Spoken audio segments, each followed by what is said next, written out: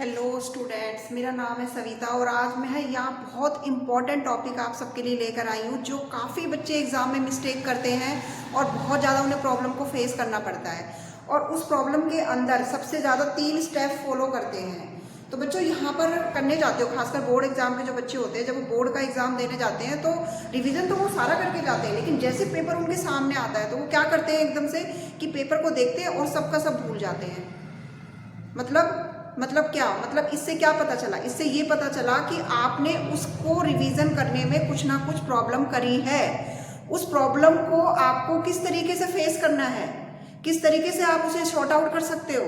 यानी आपको पेपर मिला और आपने पेपर देखा और उसमें से आपने देखा कि अरे ये तो ठीक है, मुझे आता है, और उसमें से 1-2 क्वेश्चन ऐसे मिल गए जो आपको नहीं आते और आप वहीं होपलेस हो गए और सारा का सारा पेपर आप वहीं पर भूल गए। क्योंकि आप क्या करते हो, क्लास टेस्ट में और जो स्कूल के टेस्ट होते हैं उनमें तो अच्छा परफॉर्म करते हो और जैसे ही कोई बड़ा एग्जाम आता है वहां पर आप बिल्कुल ही ब्लैंक हो जाते हो। तो इसका बेसिक रीजन क्या है, यही आज आपके साथ मैं इस वीडियो में डिस्कस करूंगा। ये वीडियो बहुत इंपॉर्टेंट होने वाली है, स्पेशली बोर्ड क्लास स्टूडेंट्स के लिए। और स्टूडेंट्स को ये बात भी ध्यान रखनी चाहिए कि किस तरीके से हम इन 3 मिस्टेक्स को रिड्यूस कर सकते हैं। वो 3 बेसिक मिस्टेक्स हमारे लिए है क्या, ठीक है। आज मैं 1 बाय 1 उन तीनों मिस्टेक्स को यहाँ पे डिस्कस करूंगी और प्लीज वीडियो को एंड तक देखना क्योंकि सारे इंपॉर्टेंट पॉइंट यहाँ पर डिस्कस होने वाले हैं। देखिए, सबसे पहले जो हमारा वीडियो का है वो है 3 wrong steps destroy your exam. 3 wrong step आपके एग्जाम को डिस्ट्रॉ कर सकते हैं। देखिए, यहाँ पे मैं आपको एक कहानी सुनाती हूँ। एक बच्चा है कार्तिक, वो पेपर देने गया।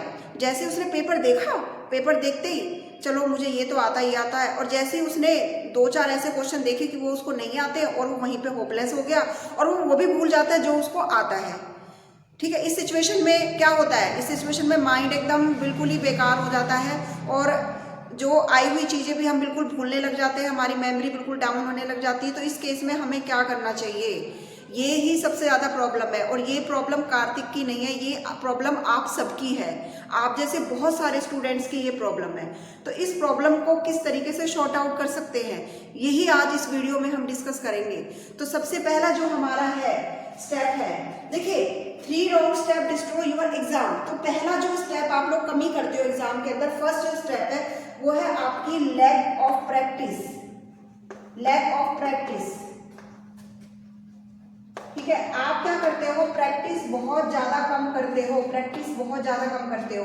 देखिए क्या होता है, मान लीजिए किसी भी सब्जेक्ट का आप एग्जाम दे रहे हैं, या मैथ का दे रहे हैं, साइंस का दे रहे हैं, एसएसटी का दे रहे हैं, अदर इंग्लिश का दे रहे हैं, किसी का भी दे रहे हैं, आप क्या करते हो, उनकी प्रैक्टिस कम करते हो। प्रैक्टिस करने का जो बेस्ट वे होता है वो होता है सबसे ज्यादा रिटन प्रैक्टिस। रिटन प्रैक्टिस से बेटर कोई प्रैक्टिस नहीं होती है। टीचर ये कहते हैं लर्न कर लो, अरे सुना दो, अरे ये कर दो, नहीं। अगर आपने किसी को अपने आप समझकर लिखकर देख लिया ना, तो वो आप जिंदगी में कभी नहीं भूल सकते। और उसमें लिखने के बाद ऑटोमेटिक आपके अंदर एक कॉन्फिडेंस डेवलप होता है जो किसी भी चीज से डेवलप नहीं हो सकता। तो ये जो बेसिक चीज है वो है लैक ऑफ प्रैक्टिस। आप प्रैक्टिस कम करते हो। आप क्या करिए, सैंपल पेपर उठाइए, उन सैंपल पेपर्स को सॉल्व करिए, जितने हो सके आप क्वेश्चंस को सॉल्व कर करके देखिए, ताकि डिफरेंट डिफरेंट टाइप के जब आप क्वेश्चन सॉल्व करेंगे तो वहाँ किसी भी टाइप का क्वेश्चन कोई ना कोई इस तरह का टकराई जाता है, तो वहाँ पर आपका जो कॉन्फिडेंस है वो थोड़ा सा बिल्डअप हो जाएगा, वहाँ पर आपका कॉन्फिडेंस लॉस नहीं होगा।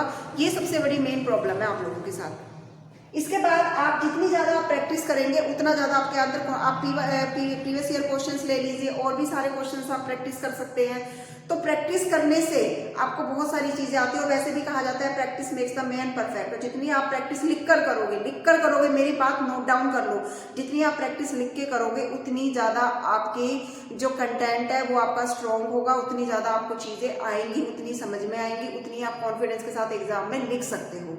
आ रही है आपको बात मेरी समझ में? देखिए बच्चे, अब सबसे पहले हम जो सेकंड, ये हमारी फर्स्ट प्रॉब्लम है। फर्स्ट प्रॉब्लम क्या है हमारी, लैक ऑफ प्रैक्टिस, ठीक है। उसके बाद हम क्या, सेकंड हमारी क्या होती है, सॉल्विंग ऑफ एमसीक्यू।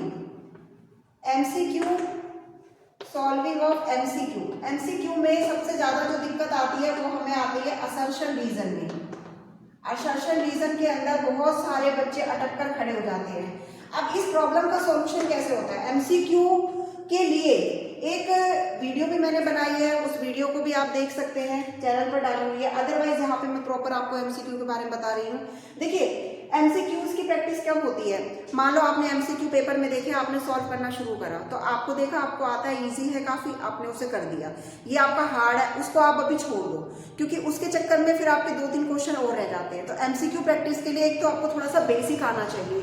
कोई भी हम चैप्टर कर रहे हैं, चाहे वो आपका एसएसटी हो, चाहे साइंस हो या मैथ के हो, तो आपको ना बेसिक आना जरूरी होता है, ताकि वो क्वेश्चन को ऐसे नहीं, अगर ऐसे टर्न कर दे तो आपको बेसिक आता है तो आप उसको कर सकते हो। तो बेसिक के लिए आपके लिए जरूरी है प्रैक्टिस शुरू से करनी, बिल्कुल कहते हैं ना जड़ से उसको तैयारी करना है आपको। ऊपर ऊपर नहीं देखना, फॉर्मूला देखा क्वेश्चन किया, नहीं, ऊपर ऊपर से नहीं करना, पूरी करो। और जितना हो सके ना साइंस के लिए एनसीईआरटी, एसएसटी के लिए एनसीईआरटी, जितनी हो सके आप एनसीईआरटी बुक्स को बहुत अच्छे से रीड करो और उनको टिक मार्क करिए कि जो आपके इंपॉर्टेंट पॉइंट है, इससे एमसीक्यू के काफी क्वेश्चन बनते हैं और आप उन्हें सॉल्व कर सकते हैं। असर्शन रीजन तो बहुत सारे बच्चों की प्रॉब्लम है, असर्शन रीजन तो होता ही नहीं है। असर्शन रीजन ना होने का बेसिक रीजन क्या है कि आपको कंटेंट ही नहीं आता, आप कंटेंट में वीक हो। अगर आपका कंटेंट स्ट्रॉन्ग होगा तो आप असर्शन रीजन भी कर सकते हो, आप एमसीक्यू भी कर सकते हो। कंटेंट को अपना स्ट्रॉन्ग करो। कंटेंट स्ट्रॉन्ग करने के लिए उसके लिए बार बार प्रैक्टिस करें, बार बार लिखकर जितनी आप प्रैक्टिस करेंगे, जितनी ज्यादा आप प्रैक्टिस करेंगे, उतनी ज्यादा आपको कंटेंट आएगा। ठीक है, आपका कोई भी स्टडी मटेरियल है, आप उसी से स्टार्ट करिए। एनसीईआरटी है, कोई रेफरेंस है, आप स्टार्ट कर रहे हो, किसी से अपने आप को कंपेयर मत करो। क्या करते हैं कुछ बच्चे, अरे फोन आया मेरे दोस्त का, तू क्या कर रहा है, मैं तो ये वाली बुक कर रहा हूँ, मैं तो आर.डी. शर्मा कर रहा हूँ, मैं तो एम.एल. अग्रवाल कर रहा हूँ, या मैं तो कोई और रेफरेंस कर रहा हूँ, यार मैं तो एनसीईआरटी कर रहा हूँ। बस इतना सुनते ही तुम्हारी जो रिवीजन की जो चल रही थी ना, पैटर्न चल रहा था, वो सब बेकार।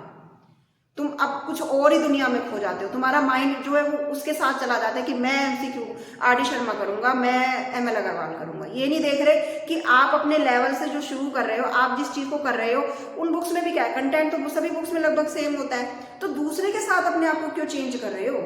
ठीक है, ये सबसे बड़ी प्रॉब्लम होती है। ठीक है, और दूसरी तीसरी सबसे बड़ी जो प्रॉब्लम होती है ना, वो आप लोगों के साथ क्या होती है कि मेरा फ्रेंड ये कर रहा है, मैं ऐसे करूंगा। अरे सब बच्चा डिफरेंट होता है, सबकी एबिलिटी डिफरेंट होती है। आप अपने आप को अपने अकॉर्डिंग डेवलप करो, उसके अकॉर्डिंग डेवलप करने की जरूरत ही नहीं है आपको। ठीक है, ये जो बेसिक 2 स्टेप्स है, आप पहले इन्हें फॉलो करिए। ठीक है, और बच्चों थर्ड जो हमारे पास स्टेप है, वो थर्ड स्टेप हमारा क्या है, राइटिंग प्रैक्टिस। अब राइटिंग प्रैक्टिस के बारे में क्या होता है, बच्चों को पता तो है, ये तो बता दिया मैंने कि मतलब हाँ कोई भी टीचर अगर आपको समझाती है कि मैम ने बोला था कि हाँ लिख के प्रैक्टिस करनी है, लेकिन लिख के प्रैक्टिस करनी किस तरीके से है। लिख के प्रैक्टिस का सबसे बेस्ट वे होता है कि जब आप रिटन प्रैक्टिस करते हो तो आप टाइमर के साथ करिए। टाइमर लगाने से क्या होता है कि आपको पता है, मान लीजिए आपने कोई भी सैम्पल पेपर लिया, क्या आपने कभी टाइमर लगा के सैम्पल पेपर सॉल्व किया है? तो मैं कॉन्फिडेंस के साथ कह सकती हूँ कि आप लोगों ने कभी नहीं किया है। अगर आप टाइमर लगा के क्वेश्चन पेपर सॉल्व करते तो राइटिंग प्रैक्टिस की प्रॉब्लम कभी भी नहीं आती आपको। तो राइटिंग प्रैक्टिस की प्रॉब्लम आती कब है, आपका पेपर भी छूट जाता है इस केस में कि आप ना टाइमर लगाकर पेपर सॉल्व नहीं करते। तो आप एक टाइमर लीजिए, उससे अपना पेपर सॉल्व करो, और उससे पता चलेगा कि कितनी स्पीड आप। ये प्रॉब्लम काफी बच्चों के साथ है, ऐसा नहीं कि इन्हीं के साथ है, काफी बच्चों के साथ ये प्रॉब्लम है, और इस प्रॉब्लम को मैक्सिमम स्टूडेंट्स फेस कर रहे हैं। तो फेस करते समय आपको इन बातों का ध्यान रखना बहुत ज्यादा जरूरी है। राइटिंग करते समय ना क्या होता है कि कई बार अगर हमारी स्पीड स्लो होती है तो हमारा पेपर छूट जाता है, और आता हुआ अगर पेपर छूटे तो बहुत दुख होता है, बहुत ज्यादा दुख होता है। ये आपको पता है, इसे मुझे बताने की जरूरत नहीं है। ठीक है, तो इसके लिए आपको ये 3 मेथड होते हैं जो आपको बेसिकली मतलब आप लोग 3 तरीके या 3 मेथड्स आप इनको बोल सकते हो, स्टेप्स भी बोल सकते हो, जो आपको फॉलो करने हैं। इन तीनों स्टेप्स के थ्रू आपका जो पेपर है वो भी इम्प्रूव होगा, आपकी प्रैक्टिस भी बहुत ज़्यादा होगी, और सबसे मेन बात क्या है कि आप अच्छा स्कोर कर पाओगे, ये मेरी गारंटी है। अगर आप टॉपर्स की कैटेगरी में आना चाहते हो, 90+ स्कोर करना चाहते हो, तो इन तीनों बातों को तो गांठ बांध लो अच्छी तरीके से, ये आपको फॉलो करनी ही करनी है। और बच्चों एक बात और मैं आपको बता दूं, ठीक है, देखिए बहुत सारे ना ऐसे भी होते हैं, जैसे कभी कोई वीडियो, मेरी वीडियो देख रहे होंगे कि हो सकता है बच्चे ना देख के पेरेंट्स भी कई बार देख लेते हैं, तो पेरेंट्स भी अपने बच्चों को प्लीज मोटिवेट करिए कि ये देखे वीडियो, ताकि उनको अच्छे अच्छे स्टेप्स पता चल सके कि किस तरीके से वो फॉलो कर सकते हैं अपनी लाइफ में। बच्चे ऐसा नहीं है, क्योंकि ये सब क्लासेस के लिए है, ऐसा नहीं है कि छोटे बच्चों के लिए नहीं है। आप स्टार्टिंग से इन चीज़ों की आदत डालिए, स्टार्टिंग से अगर आप इन चीज़ों की हैबिट डालेंगे तो बहुत अच्छा होगा। हाँ, स्पेशल बोर्ड क्लासेस के लिए एमसीक्यूज और असर्शन रीजन ये स्टार्टिंग से ही आते हैं आजकल ऐसा नहीं है कि बोर्ड क्लासेस में ही आ रहे हैं, स्टार्टिंग से छोटी क्लासेस में भी आते हैं, तो आप इन सब की प्रैक्टिस कर सकते हैं। और अगर आपको वीडियो अच्छी लगे तो प्लीज़ चैनल को सब्सक्राइब करें, शेयर करें वीडियो, ताकि आप जैसे बच्चों की हेल्प हो सके। और लाइक जरूर करें, अगर आपको वीडियो पसंद आई है तभी आप लाइक करें, वीडियो पसंद नहीं आई तो आप लाइक ना करें, इसके लिए कोई आपके लिए कंपल्शन नहीं है।